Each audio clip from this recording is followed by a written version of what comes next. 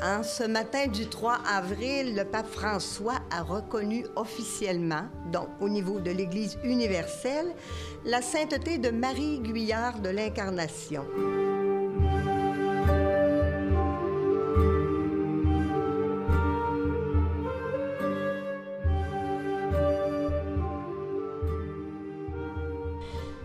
Que Marie de l'Incarnation soit canonisée, qu'elle soit sainte, il me semble que c'est le vœu qu'elle a eu toute sa vie, que sa prière fasse le tour du monde pour prier pour chaque pays, chaque personne. Il me semble que le fait que l'Église la reconnaisse sainte, il me semble qu'elle va être reconnue à travers tous les pays comme la personne qui a vécu toutes sortes de réalités et qui peut nous aider, surtout dans sa reconnaissance de son Dieu amour. C'était une femme qui était consciente de l'amour que Dieu avait pour elle. Et elle voulait que tous les êtres sachent comment Dieu les aimait. Et il me semble que c'est ce que l'Église a voulu à travers cette canonisation-là. C'est dans la joie que de nombreux pèlerins du Québec se sont rendus à Rome le 12 octobre dernier pour célébrer cette grande nouvelle. Marie de l'Incarnation est reconnue sainte, la première sainte de Québec. Marie de l'Incarnation, on la connaît de nom. Des écoles, des édifices et des rues le portent. Mais beaucoup ignorent qui se cache derrière cette grande sainte, missionnaire et mystique que Bossuet appelait la Thérèse de la Nouvelle-France. Rendons-nous dans les lieux où elle a habité il y a plus de 3 siècles.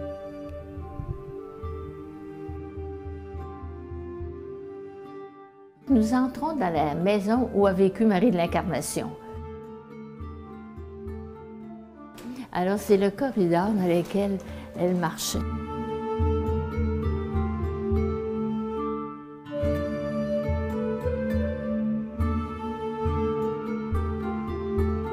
Là, ici, ce fusain, c'est-à-dire c'est la copie d'un fusain qui nous montre le vrai visage de Marie de l'Incarnation. Quand je la regarde, là, ça, c'est elle.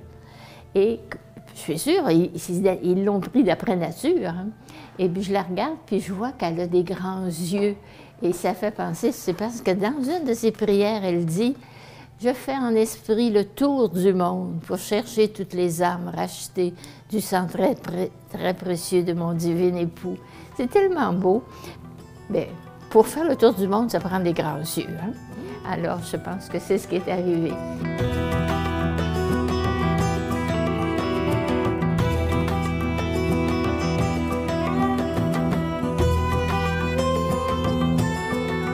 Le 15 avril, en 1639, lorsque Marie de l'Incarnation embarque sur le bateau, elle écrit à son frère « Je m'en vais de bon cœur suivre mon Jésus et souffrir tout ce qu'il voudra pour son amour. Priez-le qu'il me donne un grand courage et remerciez-le de la grande grâce qu'il me fait de m'avoir appelé, à l'exclusion de tant d'autres, à une si haute vocation. »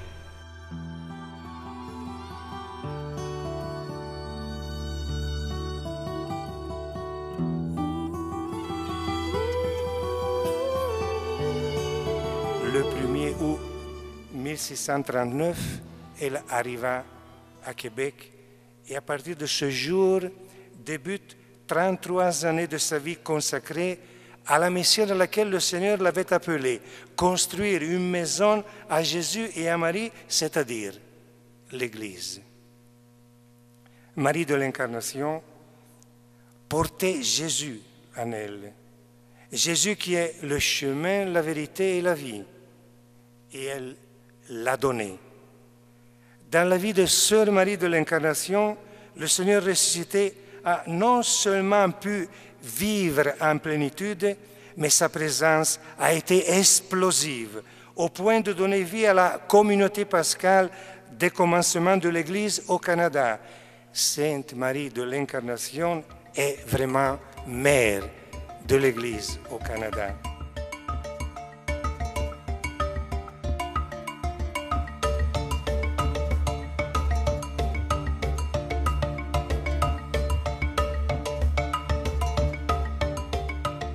Je dis souvent que la vie de Marie Guyard est marquée par 2 songes et puis une vision majeure.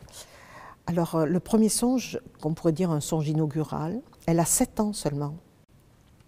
Elle se voit en songe dans une cour d'école et elle est avec une camarade. Et tout d'un coup, comme si le ciel s'ouvrait et qu'un beau jeune homme vient vers elle. Et tout de suite, elle reconnaît que c'est le Christ. Elle dit « le plus beau des enfants des hommes », c'est-à-dire la manière dont il est décrit dans la Bible. « Je vis venir vers moi le plus beau des enfants des hommes ». Et il vient vers moi et pas vers ma camarade. Et il me dit « voulez-vous être à moi ?» Et je réponds « oui ». Alors, je crois que là, vraiment, c'est le point de départ de ce qui donnera le cachet, la singularité de la vie intérieure de Marie de l'Incarnation, la petite Marie Guyard d'abord, c'est-à-dire ce goût de se donner totalement au Christ. Elle répond oui sans hésitation, dans son songe. Mais alors, c'est quand même étrange, parce que ce n'est qu'un songe, et pourtant, elle va dire, il va avoir un effet immédiat. Et l'effet immédiat, c'est, citation de Marie, une pente vers le bien, une pente au bien, c'est-à-dire vers la charité. Et là, c'est magnifique, parce qu'elle nous donne le critère d'authenticité d'une expérience spirituelle chrétienne. Si une expérience spirituelle ne conduit pas à faire grandir la charité, il y a de fortes chances qu'elle ne soit pas authentique. Or là, tout de suite, elle est fille de boulanger. Hein. Alors, elle va dans la boulangerie, elle dérobe quelques pains pour aller donner aux plus pauvres. Elle dérobe à son père quelques pains. Bon, bien sûr, c'est innocent, là, mais pour aller donner aux plus pauvres. Et cela, elle va le garder tout au long de sa vie. Chaque fois qu'elle grandit dans sa relation à Dieu, elle va grandir dans sa relation aux autres. Dans l'octave de Noël de 1633, donc début 1634 vraisemblablement, elle fait un 2e songe, alors là spectaculaire, puisqu'elle dit « Je me voyais dans un pays brumeux, vaste, hostile, et au milieu de ce vaste pays effroyable, dit-elle, il y avait une petite chapelle, et sur cette petite chapelle, il y avait un trône, et sur ce trône, il y avait la Sainte Vierge assise avec son enfant Jésus. Et là, je m'aperçois qu'elle parle à son enfant Jésus, mais qu'elle parle de moi. Elle se tourne vers moi et elle parle de moi. Et elle était accompagnée à ce moment-là par une dame laïque, dit-elle.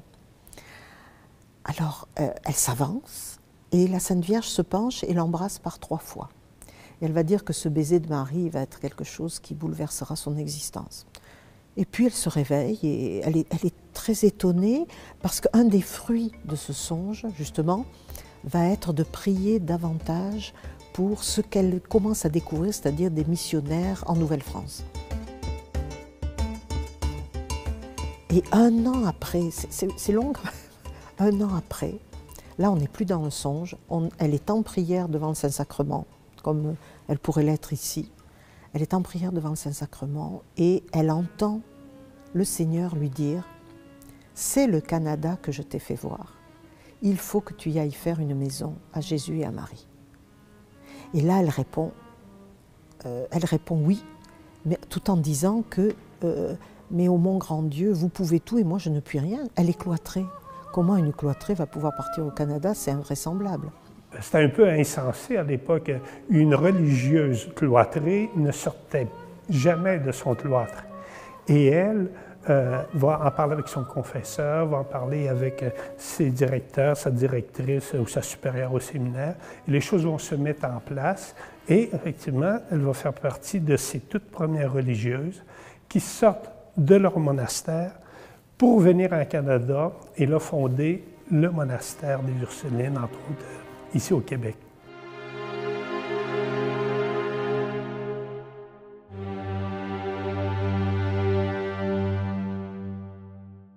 Ici, vous avez l'ensemble du monastère, pas toutes les maisons parce qu'il en manque une.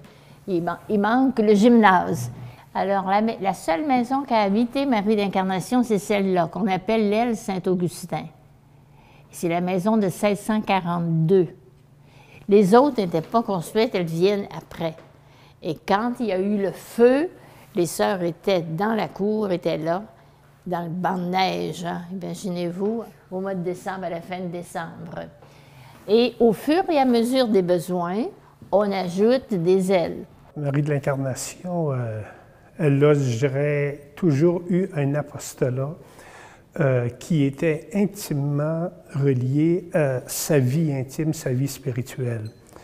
C'est parce qu'au fond, elle était animée de cet amour du Christ, qu'elle était en lien avec celui qu'elle appelait son époux en raison du mariage mystique, qu'elle voulait être aux affaires de son mari.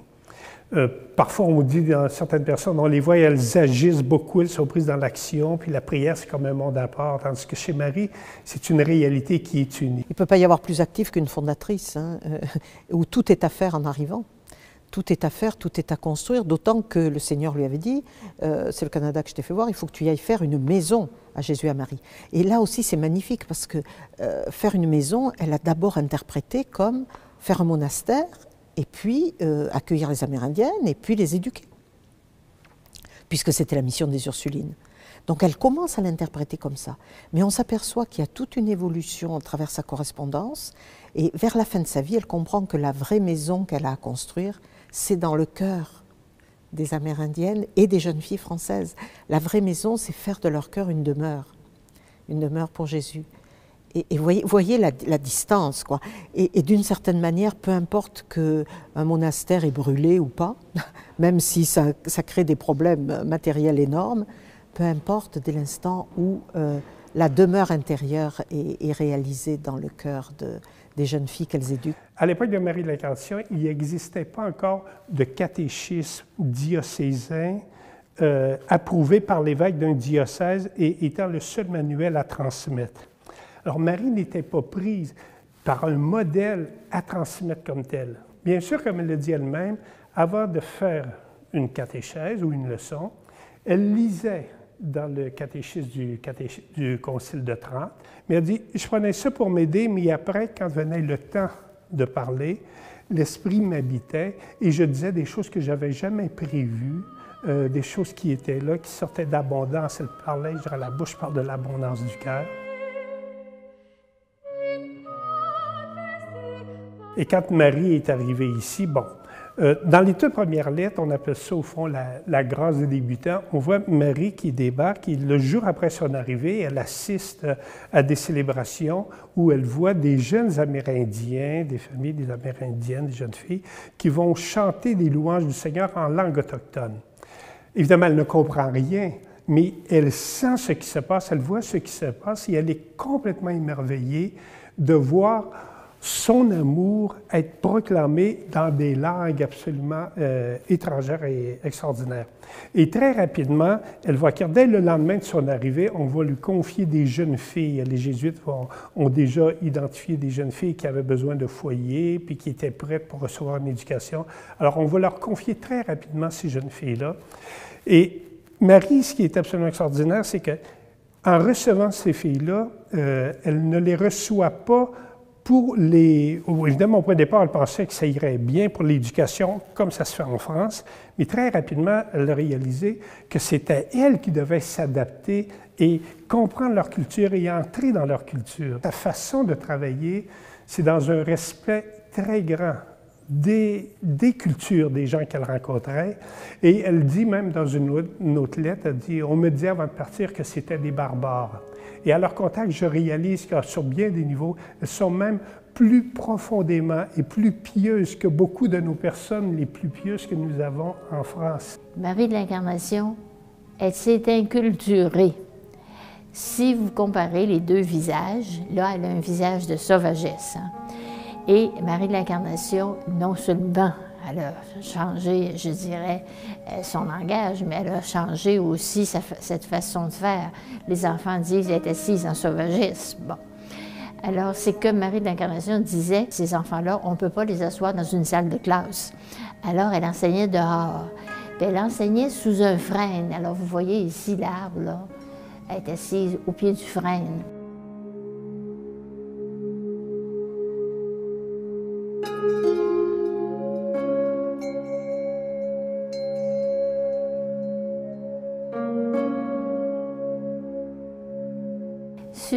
ici, voyez-vous, là, vous avez les adolescentes. Les deux jeunes, là, ce sont des adolescentes. Et M. Bétinger, il a fait les mains grandes, peut-être plus grandes que la normale, mais je pense qu'il veut nous dire comment Marie de l'Incarnation, avec profusion, là, elle livre le contenu de l'Évangile. Vous voyez la croix de Jésus, là. Et la petite fille, elle, avec sa main, elle l'accepte, elle reçoit cet enseignement. On dit qu'elle a écrit au-delà de 13 000 lettres. Évidemment, quand les bateaux arrivaient, elle pouvait écrire 300, 400 lettres en l'espace d'un mois parce que c'était des lettres pour demander des dons, pour passer les commandes, demander de la nourriture, demander des vêtements. Mais en même temps, il y avait des lettres qui sont des vrais petits livres, des lettres parfois qui pouvaient aller 15-20 pages, qu'elle écrivait entre autres à son fils, là, qui étaient davantage des lettres d'intimité où elle s'ouvrait et elle répondait à des questions que son fils lui posait. Alors, elle écrit à son fils dans une lettre en 53, puis elle le redira plusieurs fois. Je vous écris, mais cela est pour vous. Et s'il vous arrivait, par exemple, de tomber malade ou de craindre mourir, faites disparaître ces documents-là. Je ne veux pas qu'ils soient connus. Et du coup, ça lui donne une grande liberté de confidence. On apprend des choses que certainement elle n'aurait pas dites. Quand elle part au Canada en 1639, Claude a 19 ans. C'est la dernière fois. Elle sait que c'est la dernière fois qu'elle le verra. Elle disait que c'est comme si mes os se déboîtaient, dira-t-elle. Enfin, c'est extrêmement impressionnant. Mais en même temps, il est vrai que Claude avait mal accepté à l'âge de 12 ans que sa mère rentre au couvent. Puis il était un petit peu encouragé par des camarades aussi à ne pas trop accepter cela. Donc on a souvent mis en épingle, on a monté en épingle cette histoire qui est peut-être moins importante qu'on imagine. Il reste que Claude va toujours avoir le souci que sa mère lui explique ce qui s'est passé et pourquoi tout cela s'est passé. Elle le fera, et elle le fera même jusqu'à une des dernières lettres à son fils où elle réexplique la situation.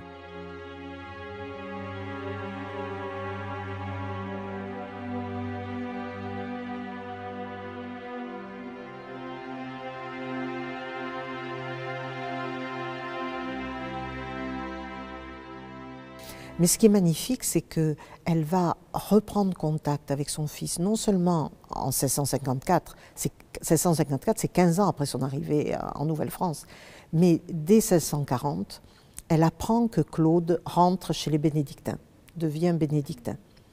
Et, enfin, il commence tout doucement, là, comme novice, et là, elle reprend contact avec lui. Et elle va devenir une éducatrice spirituelle extraordinaire, mais en même temps, il y a un échange et on doit remercier Claude, parce que sans ces demandes, on n'aurait pas des lettres spirituelles extraordinaires. Claude avait énormément de problèmes sur la distinction entre contemplation et action.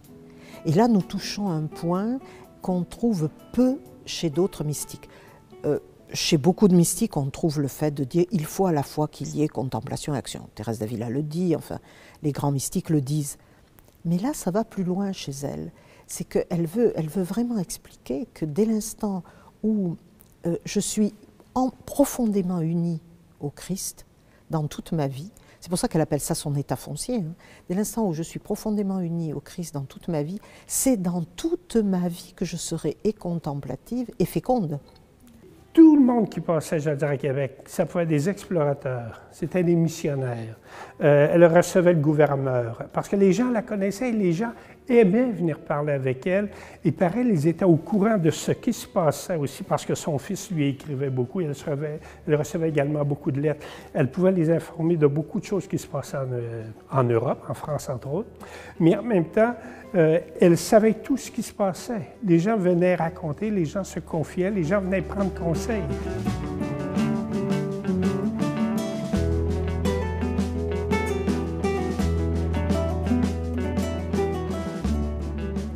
On va entrer dans la première chapelle, la chapelle où les martyrs canadiens ont célébré, où Monseigneur de Laval a célébré aussi. La chapelle, elle était, comme la chapelle des Ursulines, là. Il y a une chapelle pour le public puis une chapelle pour les religieuses. Hein. Alors ici, c'était fermé et la porte Pour le prêtre qui arrivait, il arrivait, regardez là, c'est une armoire, il sort de l'armoire. Oui. Et puis, il célébrait ici, l'autel était ici, et les gens, les publics, ici. Et les gens de l'extérieur, quand ils arrivaient, les statues n'étaient pas là. Alors, il y avait une porte là, et derrière la porte, c'était tout de suite la forêt. À droite, vous avez la porte que vous voyez ici, là. Alors, de ce côté-là, c'était les religieuses. Alors, il devait y avoir une grille, là, et les religieuses priaient là, la chapelle intérieure. Mais c'est bien sûr qu'il n'y avait pas toujours du public ici. Alors, quand il n'y avait pas de public, là, les sœurs venaient prier ici. Alors, c'est pour ça, moi, que je sais, par notre histoire, que Sainte Marguerite Diouville a fait sa première communion dans cette chapelle. Alors, elle était quelque part ici. Mais les jésuites, chaque fois qu'ils passaient, ils venaient voir Marie de l'Incarnation, bien certains. Hein? Alors, ils devaient célébrer ici. Mais il y a aussi Monseigneur de Laval qui a célébré. Alors, Monseigneur de Laval, lui, il est arrivé avant la lettre qui annonçait qu'il s'en venait. Alors, imaginez-vous que il est arrivé, puis il n'y avait pas d'endroit pour lui, on l'attendait, mais on ne savait pas quand. Alors, quand il est arrivé, il a logé chez Madame de la Pelletrie, c'est-à-dire où est le musée actuel. S'il y a quelque chose que l'histoire n'abolit pas, que le temps n'abolit pas, qui traverse le temps et qui reste toujours actuel, c'est tout ce qu'il y a d'éternel chez elle. Or, ce qu'il y a d'éternel chez Marie de l'Incarnation, c'est sa relation à l'éternel, justement. C'est sa relation à Dieu. C'est cela qui ne... Et c'est en cela qu'elle peut aujourd'hui aussi nous éduquer. Et là, je ferai référence à une très belle phrase. Alors, je ne la connais pas par cœur, mais j'en connais l'idée essentielle. La très belle phrase que Jean-Paul II a dite aux Ursulines qui étaient réunies le lendemain de la béatification de Marie Guyard. Jean-Paul II leur dit... Si Marie Guyard de l'Incarnation est appelée la mère de l'Église en Canada, c'est un titre, vous vous rendez compte, c'est le même titre que Marie pour la mère de l'Église, mais au Canada. Si Marie de l'Incarnation est appelée la mère de l'Église au Canada, ce n'est pas seulement par tout ce qu'elle a construit et ce qu'elle a fait, mais c'est surtout pour la qualité de sa vie spirituelle. Donc, si vous voulez, ce qui aujourd'hui encore est... c'est même pas encore, c'est toujours, ce qui aujourd'hui toujours et d'actualité chez elle, c'est d'abord cela. Mais d'abord, ça veut dire qu'il y a aussi d'autres choses. Ça veut dire que dès l'instant où l'enracinement est profond, dès l'instant où l'enracinement est dans la relation à Dieu, les œuvres vont arriver. Alors, bien sûr, les œuvres d'aujourd'hui ne seront pas celles d'hier.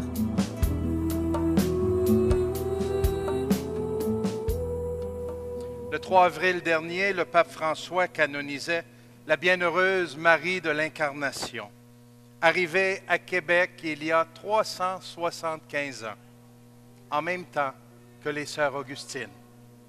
Marie de l'Incarnation, femme, épouse, mère, religieuse, éducatrice, missionnaire et sainte.